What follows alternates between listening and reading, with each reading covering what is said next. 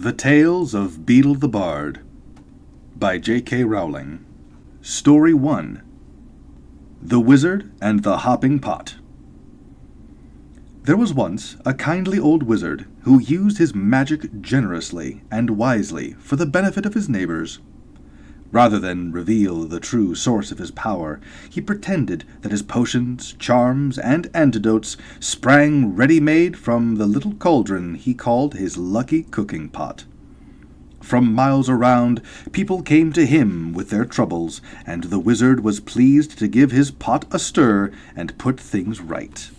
This well-beloved wizard lived to a goodly age, then died, leaving all his chattels to his only son. This son was of a very different disposition to his gentle father. Those who could not work magic were, to his son's mind, worthless, and he had often quarreled with his father's habit of dispensing magical aid to their neighbors. Upon his father's death, the son found hidden inside the old cooking pot a small package bearing his name. He opened it, hoping for gold, but found instead a soft, thick slipper, much too small to wear, and with no pair. A fragment of parchment within the slipper bore the words, "In the fond hope, my son, that you will never need it."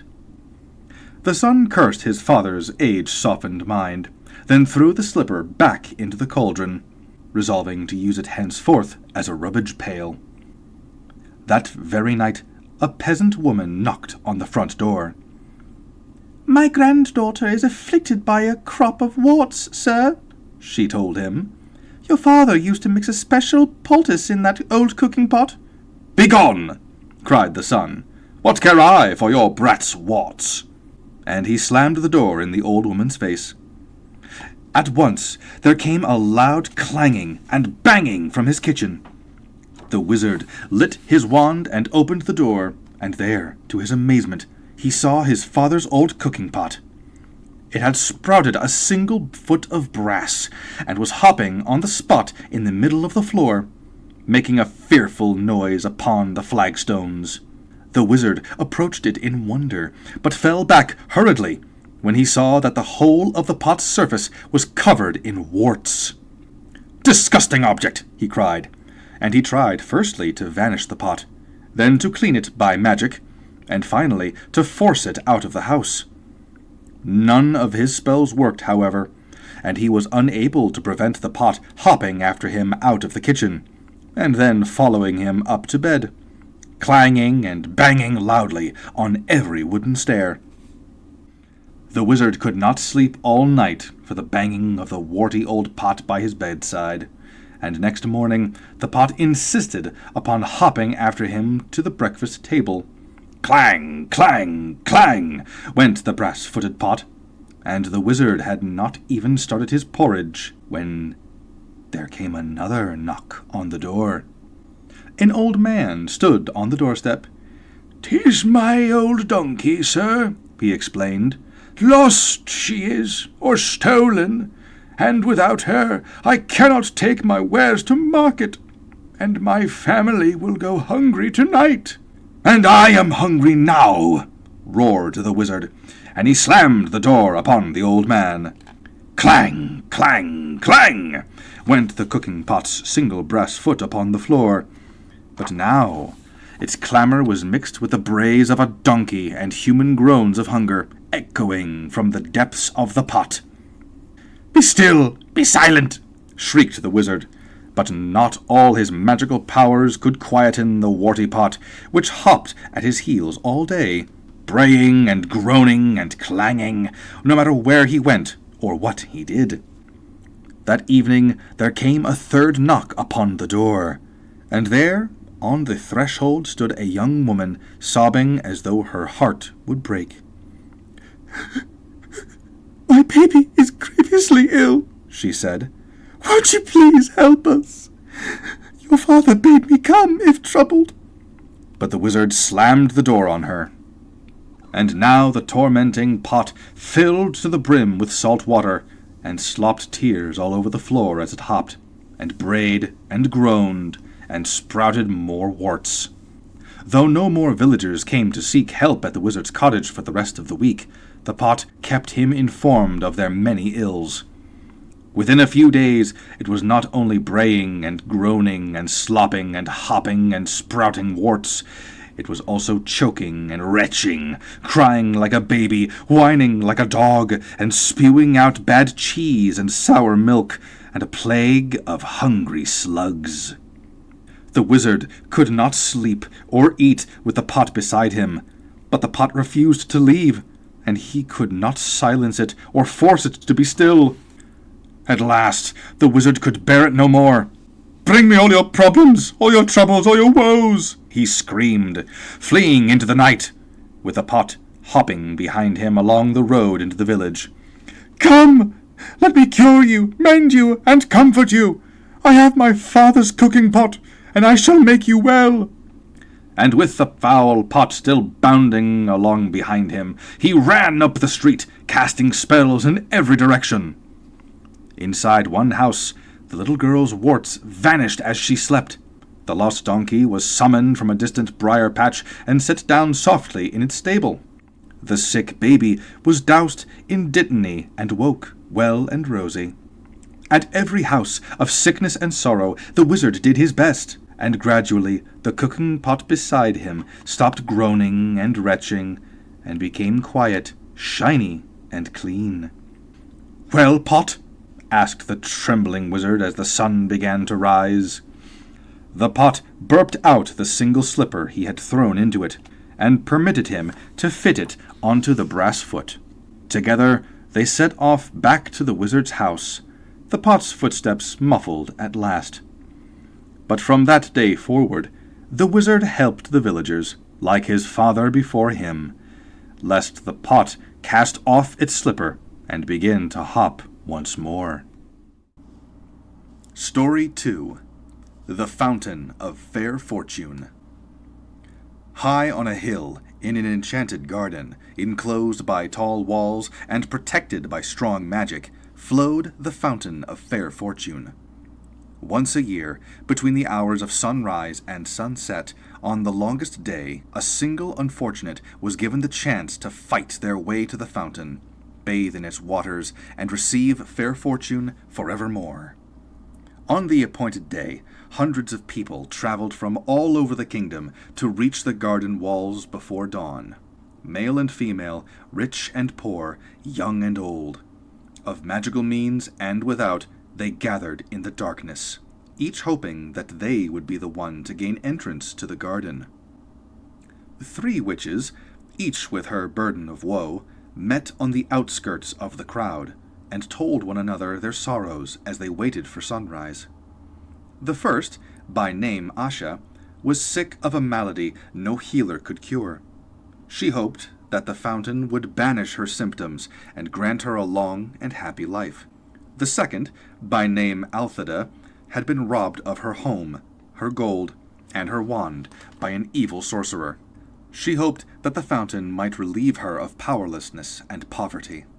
The third, by name Amata, had been deserted by a man whom she loved dearly, and she thought her heart would never mend. She hoped that the fountain would relieve her of her grief and longing. Pitying each other, the 3 women agreed that, should the chance befall them, they would unite and try to reach the fountain together. The sky was rent with the first ray of sun, and a chink in the wall opened. The crowd surged forward, each of them shrieking their claim for the fountain's benison. Creepers from the garden beyond snaked through the pressing mass and twisted themselves around the first witch, Asha. She grasped the wrist of the second witch, Althida, who seized tight upon the robes of the third witch, Amata, and Amata became caught upon the armor of a dismal-looking knight, who was seated on a bone-thin horse. The creepers tugged the 3 witches through the chink in the wall, and the knight was dragged off his steed after them. The furious screams of the disappointed throng rose upon the morning air, then fell silent as the garden walls sealed once more. Asha and Althidi were angry with Amata, who had accidentally brought along the knight. "Only one can bathe in the fountain. It will be hard enough to decide which of us it will be without adding another." Now, Sir Luckless, as the knight was known in the land outside the walls, observed that these were witches, and having no magic, nor any great skill at jousting or dueling with swords, nor anything that distinguished the non-magical man, was sure that he had no hope of beating the three women to the fountain. He therefore declared his intention of withdrawing outside the walls again. At this, Amata became angry too. "Faint heart," she chided him. "Draw your sword, knight, and help us reach our goal." And so the three witches and the forlorn knight ventured forth into the enchanted garden, where rare herbs, fruit, and flowers grew in abundance on either side of the sunlit paths. They met no obstacle until they reached the foot of the hill on which the fountain stood. There, however, wrapped around the base of the hill, was a monstrous white worm, bloated and blind. At their approach, it turned a foul face upon them, and uttered the following words. "Pay me the proof of your pain." Sir Luckless drew his sword and attempted to kill the beast, but his blade snapped. Then Althida cast rocks at the worm, while Asha and Amata essayed every spell that might subdue or entrance it. But the power of their wands was no more effective than their friends' stones or the knight's steel. The worm would not let them pass. The sun rose higher and higher in the sky, and Asha, despairing, began to weep. Then the great worm placed its face upon hers and drank the tears from her cheeks. Its thirst assuaged, the worm slithered aside and vanished into a hole in the ground. Rejoicing at the worm's disappearance, the three witches and the knight began to climb the hill, sure that they would reach the fountain before noon. Halfway up the steep slope, however, they came across words cut into the ground before them. "Pay me the fruit of your labors." Sir Luckless took out his only coin and placed it upon the grassy hillside. But it rolled away and was lost. The three witches and the knight continued to climb, but though they walked for hours more, they advanced not a step. The summit came no nearer, and still the inscription lay in the earth before them. All were discouraged as the sun rose over their heads and began to sink toward the far horizon. But Althida walked faster and harder than any of them, and exhorted the others to follow her example, though she moved no further up the enchanted hill. "Courage, friends, and do not yield!" she cried, wiping the sweat from her brow. As the drops fell glittering onto the earth, the inscription blocking their path vanished, and they found that they were able to move upward once more. Delighted by the removal of this second obstacle, they hurried toward the summit as fast as they could, until at last they glimpsed the fountain, glittering like crystal in a bower of flowers and trees. Before they could reach it, however, they came to a stream that ran around the hilltop, barring their way. In the depths of the clear water lay a smooth stone bearing the words, "Pay me the treasure of your past." Sir Luckless attempted to float across the stream on his shield, but it sank. The three witches pulled him from the water, then tried to leap the brook themselves, but it would not let them cross, and all the while the sun was sinking lower in the sky. So they fell to pondering the meaning of the stone's message, and Amata was the first to understand. Taking her wand, she drew from her mind all the memories of happy times she had spent with her vanished lover, and dropped them into the rushing waters. The stream swept them away, and stepping stones appeared, and the three witches and the knight were able to pass at last onto the summit of the hill. The fountain shimmered before them, set amidst herbs and flowers rarer and more beautiful than any they had yet seen. The sky burned ruby, and it was time to decide which of them would bathe. Before they could make their decision, however, frail Asha fell to the ground. Exhausted by their struggle to the summit, she was close to death. Her three friends would have carried her to the fountain, but Asha was in mortal agony, and begged them not to touch her.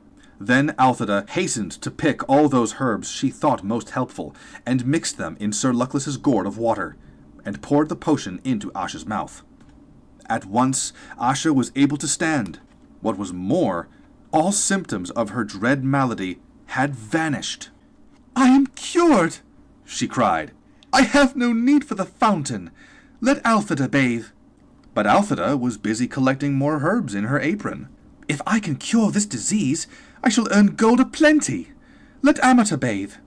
Sir Luckless bowed and gestured Amata toward the fountain, but she shook her head. The stream had washed away all regret for her lover, and she saw now that he had been cruel and faithless, and that it was happiness enough to be rid of him. Good sir, you must bathe, as a reward for all your chivalry, she told Sir Luckless. So the knight clanked forth in the last rays of the setting sun, and bathed in the fountain of fair fortune, astonished that he was the chosen one of hundreds, and giddy with his incredible luck. As the sun fell below the horizon, Sir Luckless emerged from the waters with the glory of his triumph upon him, and flung himself in his rusted armor at the feet of Amata, who was the kindest and most beautiful woman he had ever beheld. Flushed with success, he begged for her hand and her heart, and Amata, no less delighted, realized that she had found a man worthy of them.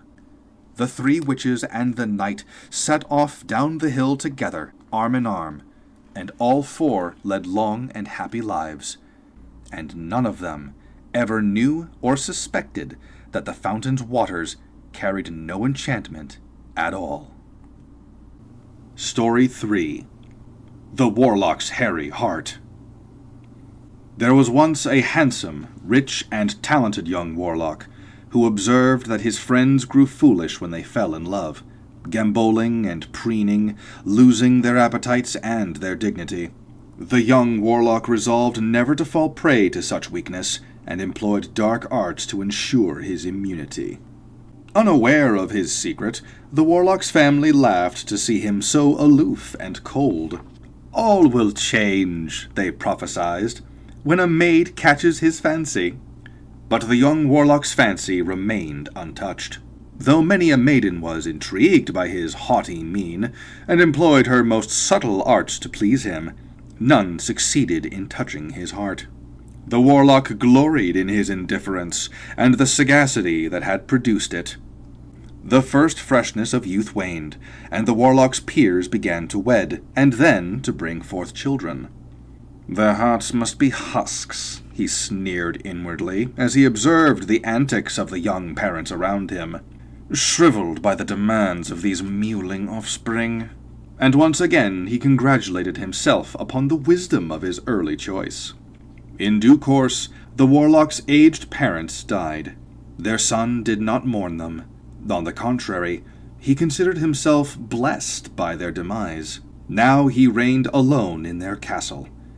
Having transferred his greatest treasure to the deepest dungeon, he gave himself over to a life of ease and plenty, his comfort the only aim of his many servants.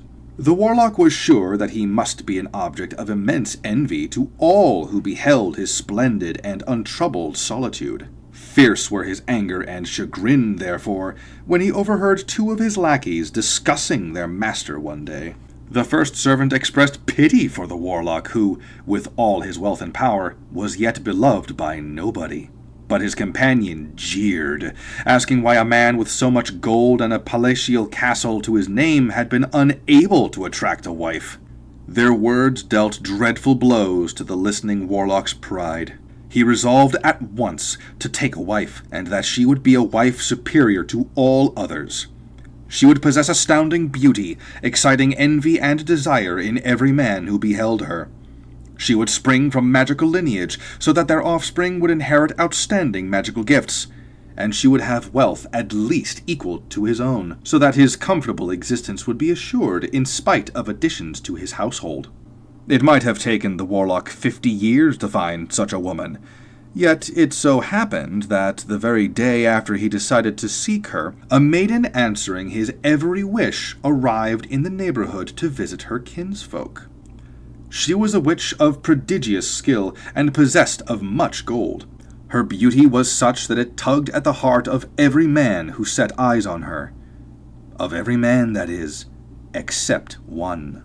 The warlock's heart felt nothing at all. Nevertheless, she was the prize he sought, so he began to pay her court.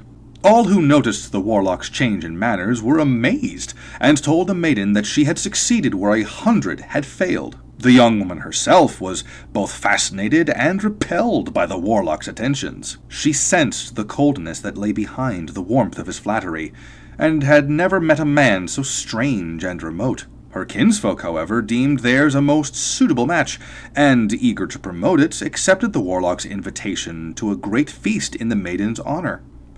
The table was laden with silver and gold, bearing the finest wines and most sumptuous foods. Minstrels strummed on silk-stringed lutes, and sang of a love their master had never felt. The maiden sat upon a throne beside the Warlock, who spake low, employing words of tenderness he had stolen from the poets, without any idea of their true meaning. The maiden listened, puzzled, and finally replied, "You speak well, Warlock, and I would be delighted by your attentions, if only I thought you had a heart." The Warlock smiled, and told her that she need not fear on that score.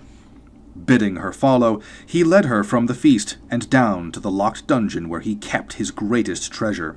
Here, in an enchanted crystal casket, was the Warlock's beating heart.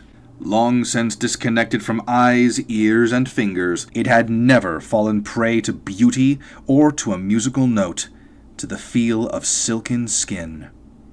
The maiden was terrified by the sight of it, for the heart was shrunken and covered in long black hair.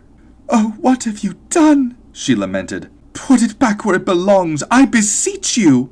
Seeing that this was necessary to please her, the Warlock drew his wand, unlocked the crystal casket, sliced open his own breast, and replaced the hairy heart in the empty cavity it had once occupied. "Now you are healed and will know true love!" cried the maiden, and she embraced him. The touch of her soft white arms, the sound of her breath in his ear, the scent of her heavy gold hair, all pierced the newly awakened heart like spears. But it had grown strange during its long exile, blind and savage in the darkness to which it had been condemned, and its appetites had grown powerful and perverse. The guests at the feast had noticed the absence of their host and the maiden. At first untroubled, they grew anxious as the hours passed, and finally began to search the castle. They found the dungeon at last, and a most dreadful sight awaited them there. The maiden lay dead upon the floor, her breast cut open, and beside her crouched the mad Warlock, holding in one bloody hand a great, smooth, shining scarlet heart, which he licked and stroked, vowing to exchange it for his own. In his other hand he held his wand, trying to coax from his own chest the shriveled, hairy heart. But the hairy heart was stronger than he was, and refused to relinquish its hold upon his senses, or to return to the coffin in which it had been locked for so long. Before the horror-struck eyes of his guests, the Warlock cast aside his wand and seized a silver dagger. Vowing never to be mastered by his own heart, he hacked it from his chest. For one moment the Warlock knelt triumphant with a heart clutched in each hand. Then he fell across the maiden's body and died. Story 4. Babbitty Rabbitty and Her Cackling Stump. A long time ago, in a far-off land, there lived a foolish king who decided that he alone should have the power of magic. He therefore commanded the head of his army to form a brigade of witch-hunters, and issued them a pack of ferocious black hounds. At the same time, the king caused proclamations to be read in every village and town across the land. Wanted by the king, an instructor in magic. No true witch or wizard dared volunteer for the post, for they were all in hiding from the brigade of witch-hunters. However, a cunning charlatan with no magical power saw a chance of enriching himself, and arrived at the palace claiming to be a wizard of enormous skill. The charlatan performed a few simple tricks that convinced the foolish king of his magical powers, and was immediately appointed Grand Sorcerer-in-Chief, the king's private magic master. The charlatan bade the king give him a large sack of gold, so that he might purchase wands and other magical necessities. He also requested several large rubies to be used in the casting of curative charms, and a silver chalice or two for the storing and maturing of potions. All these things the foolish king supplied. The charlatan stowed the treasure safely in his own house and returned to the palace grounds. He did not know that he was being watched by an old woman who lived in a hovel on the edge of the grounds. Her name was Babbitty, and she was the washerwoman who kept the palace linen soft, fragrant, and white. Peeping from behind her drying sheets, Babbitty saw the charlatan snap 2 twigs from one of the king's trees and disappear into the palace. The charlatan gave one of the twigs to the king and assured him that it was a wand of tremendous power. "It will only work, however," said the charlatan, "when you are worthy of it." Every morning the charlatan and the foolish king walked out into the palace grounds, where they waved their wands and shouted nonsense at the sky. The charlatan was careful to perform more tricks, so that the king remained convinced of his grand sorcerer's skill, and of the power of the wands that had cost so much gold. One morning, as the charlatan and the foolish king were twirling their twigs and hopping in circles and chanting meaningless rhymes, a loud cackling reached the king's ears. Babbitty the washerwoman was watching the king and the charlatan from the window of her tiny cottage, and was laughing so hard she soon sank out of sight, too weak to stand. "I must look most undignified to make the old washerwoman laugh so," said the king. He ceased his hopping and twig twirling and frowned. "I grow weary of practice. When shall I be ready to perform real spells in front of my subject sorcerer?" The charlatan tried to soothe his pupil, assuring him that he would soon be capable of astonishing feats of magic. But Babbitty's cackling had stung the foolish king more than the charlatan knew. "Tomorrow," said the king, "we shall invite our court to watch their king perform magic." The charlatan saw that the time had come to take his treasure and flee. "Alas, your majesty, it is impossible. I had forgotten to tell your majesty that I must set out on a long journey tomorrow." "If you leave this palace without my permission, sorcerer, my brigade of witch hunters will hunt you down with their hounds. Tomorrow morning you will assist me to perform magic for the benefit of my lords and ladies, and if anybody laughs at me, I shall have you beheaded." The king stormed back to the palace, leaving the charlatan alone and afraid. Not all his cunning could save him now, for he could not run away, nor could he help the king with magic that neither of them knew. Seeking a vent for his fear and his anger, the charlatan approached the window of Babbitty the washerwoman.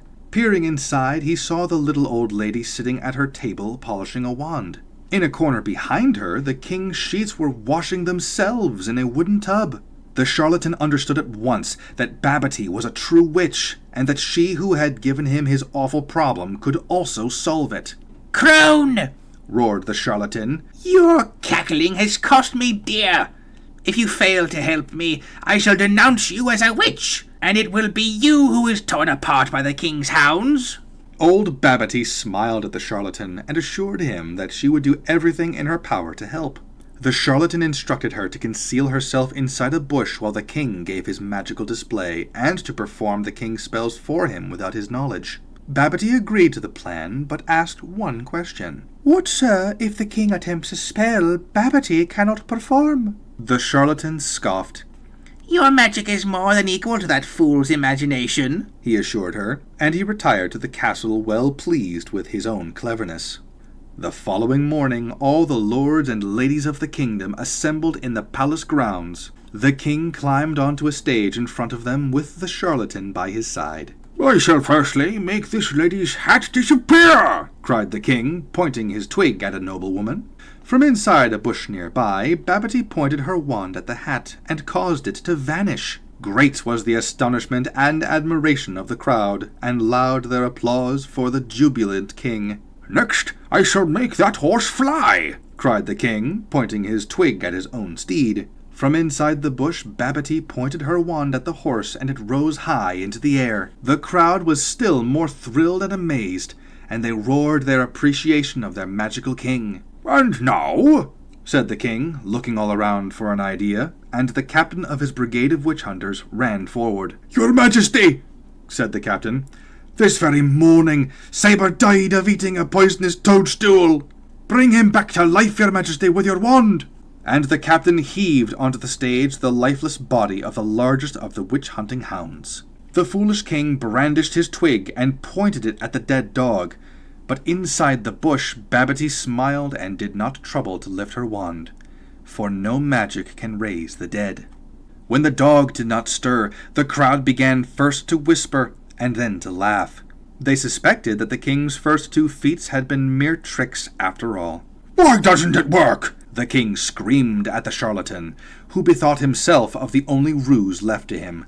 There, your majesty, there! He shouted, pointing at the bush where Babbitty sat concealed.